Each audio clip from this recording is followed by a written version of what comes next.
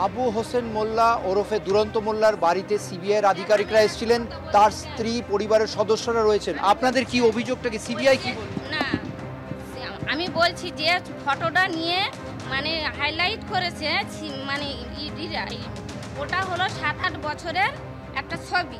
সুন্দরবনে বেড়াতে যায়, আমার মেয়ে তখন দুধ খায়, ছোট্ট মানুষ, তখন মানে 5-6টা বোট ভাড়া করেছিল, তখন ওনারা গিয়েছিল, সাধারণ মানুষদের জন্য বোট দিয়েছিল, তাই গিয়েছিল, তাই মানবিক খাতিরে একটা ফটো তুলেছিল, সেইটা নিয়ে। এই যে সেদিনের যে ঘটনা ঘটেছে, সেই ঘটনায় কি ছিলেন উনি? না ছিল না, উনি কলকাতায় আমার নিয়ে হসপিটালে গেছিল, ম্যান্টন হসপিটালে, কলকাতা ম্যান্টন হসপিটালে ভোর 4টে যায়, আমরা ফিরি বেলা 2:30টার সময়। তাহলে উনি কিভাবে ওখানে থাকতে পারে?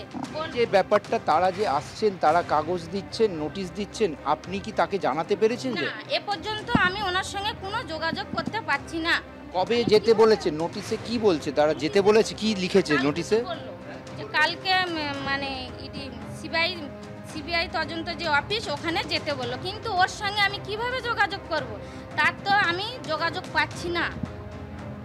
একদিকে সন্দেশখালীতে সিবিআই, অন্যদিকে যেরকম আপনাদেরকে জানাচ্ছিলাম, শেখ শাহজাহানকে স্বাস্থ্য পরীক্ষার জন্য ইতিমধ্যে নিয়ে যাওয়া হয়েছে জোকা ইএসআইতে। সেখান থেকে আমাদের প্রতিনিধি সুকান্ত মুখোপাধ্যায় আমাদের সঙ্গে রয়েছে। সুকান্ত,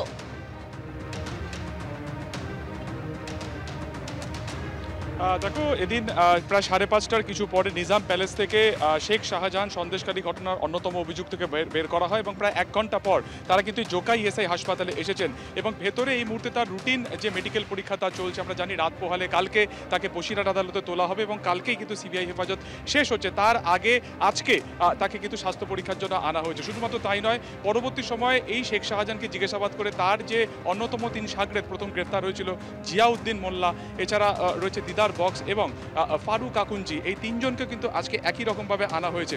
আজকে নিজাম প্যালেস থেকে বেরোনোর পর একাধিক প্রশ্ন তাকে করা হয়, বিশেষ করে এখানে ইএসআই থেকেও ঢোকানোর সময় কিন্তু জোকা ইএসআইতেও যখন তারা ঢোকে একই ধরনের একাধিক প্রশ্ন তাকে করা হয় যে ঘটনার দিনকে তার কি ভূমিকা ছিল এবং তিনি আর কার কার নাম বলেছেন, এরকম একাধিক প্রশ্ন করা হয়। কিন্তু আজও কিন্তু শেখ শাহজাহানকে কার্যত নিরুত্তর দেখায়, তিনি কোনো রকম কথা বলেননি। এবং আজকে যেটা সিবিআই সূত্রে খবর, যে তাকে জিজ্ঞাসাবাদ করে একাধিক গুরুত্বপূর্ণ নাম মেলে এবং তারপরেই কিন্তু সিবিআইয়ের একটি টিম, যেটা আমাদের আরও একজন প্রতিনিধি ঝিলম বলছিলেন, যে আজকে তারা সন্দেশখালী গিয়েছেন এবং একের পর এক বাড়িতে তারা কিন্তু এই মুহূর্তে নোটিশ দিচ্ছেন।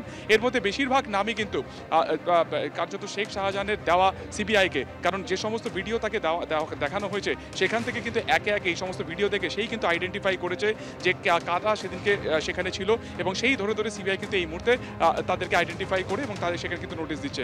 এবং আজকে এই মুহূর্তে প্রায় আধ ঘন্টা পেরিয়ে গেছে, জোকা ইএসআই হাসপাতালের ভেতরে এই 4 জন রয়েছে। শেখ শাহজাহানের, যেটা তোমাকে বললাম যে রুটিন মেডিকেল পরীক্ষা চলছে, মেডিসিন বিভাগের একজন চিকিৎসক তার সমস্ত কিছু রিপোর্ট দেখছেন এবং তার শারীরিক পরীক্ষা করছেন এবং আর কিছুক্ষণের মধ্যেই তাকে জোকা ইএসআই হাসপাতাল থেকে তাকে ফের নিজাম প্যালেসে নিয়ে যাওয়া হবে এবং আগামীকাল তার বসিরহাট আদালতে তোলা হয়েছে। সিবিআই হেফাজত কালকে কিন্তু শেষ হচ্ছে। ধন্যবাদ সুকান্ত।